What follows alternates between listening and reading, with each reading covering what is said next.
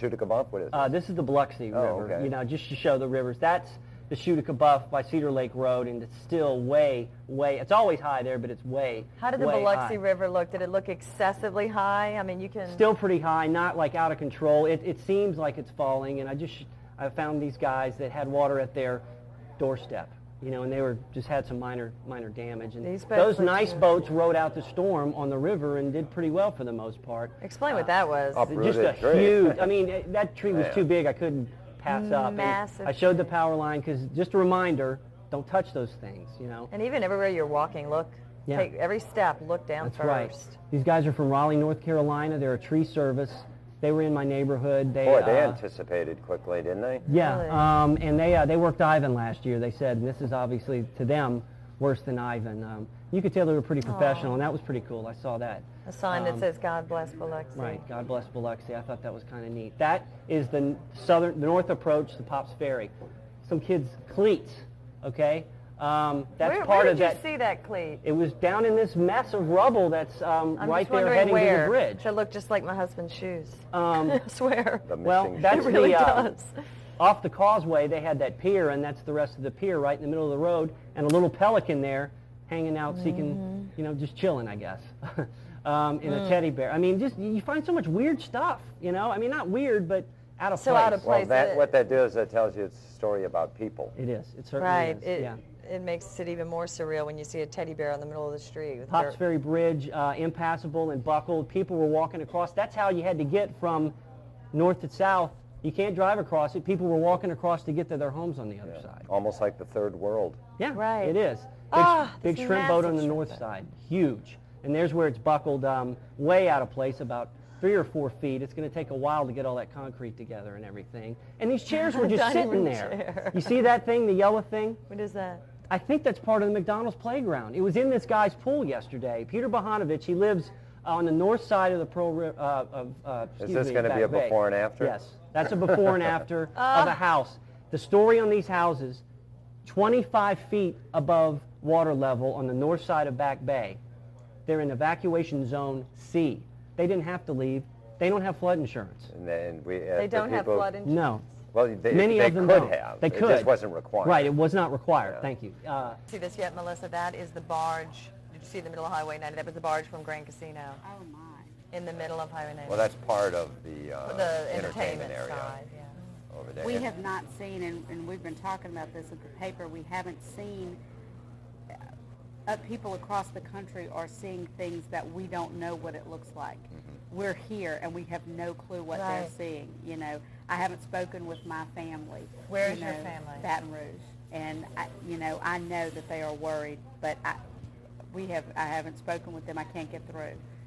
So- Hopefully everyone else in the country or in other parts of the state understand that if you don't hear from your loved one, it doesn't necessarily mean expect the worst. It's just Right. the communications are truly down. Right. So just remember that. They're probably fine. And I think most people are savvy enough to realize that, you know, the communication problem is just going to be nearly impossible in light of a storm like this. As we're looking at this video, we've been talking with Melissa Scanlon. We also have copy editor Tammy Smith over from the Sun Herald as well. Tammy, you've been here a while, so I think you saw this footage when we rolled it a little earlier. Yeah. What were your impressions when you saw some of this just reshaping of the landscape as we knew it?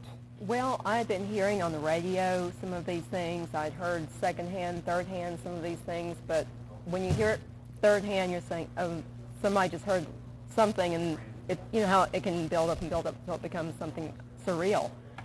But then I'm seeing the video and I said, well, it's all true. It wasn't exaggerated. No, and it really is surreal. It's almost like a movie I'm watching rather than my own home, not my hometown, but the town I've lived in for 11 place years. that you've loved, right? I think that Rebecca was talking about the Port of Gulfport. I think that's what we just saw there with some of the containers, those huge containers that are just Look at marine life. life. Look at that, looking down gosh. into marine life. And I It's don't know. gone. I'm standing here in front of the Biloxi-Ocean Springs Bridge, or what used to be the Biloxi-Ocean Springs Bridge. Words cannot describe how this looks. Just look at it. A lot of people have joined me up here just looking at what Katrina has left behind. As you can see at the bottom here, 2 J.L. Scott Marina buses gutted, stuck in the mud from this storm. If you look over To my left, Point Cadet Plaza, empty. The Golden Fisherman just lying on his side. I'm surprised that he made it through, but he's still right there laying on his side. There to your right. Look over here at the Seafood Museum. Gone. Years of collecting history of the Mississippi Gulf Coast washed away.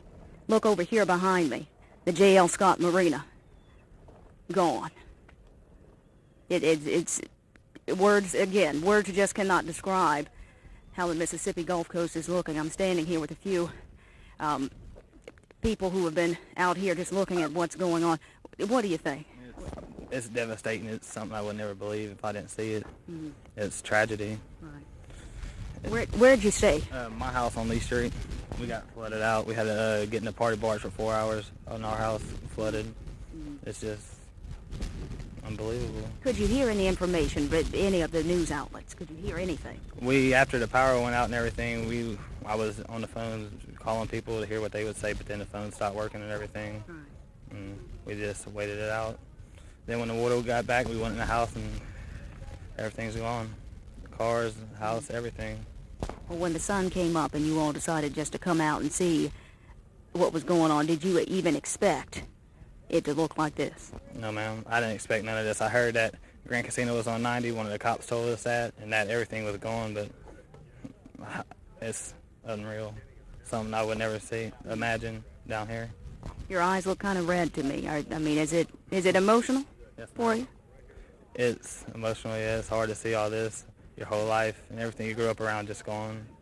Everybody's just going to have to rebuild everything. It's hard. Well, I think that's the positive spirit that a lot of people have. They always say, we will rebuild. And from looking out here today, it's going to be a lot to do. It's a lot of work. Again, I'm here at the Biloxi, or what used to be the Biloxi-Ocean Springs Bridge.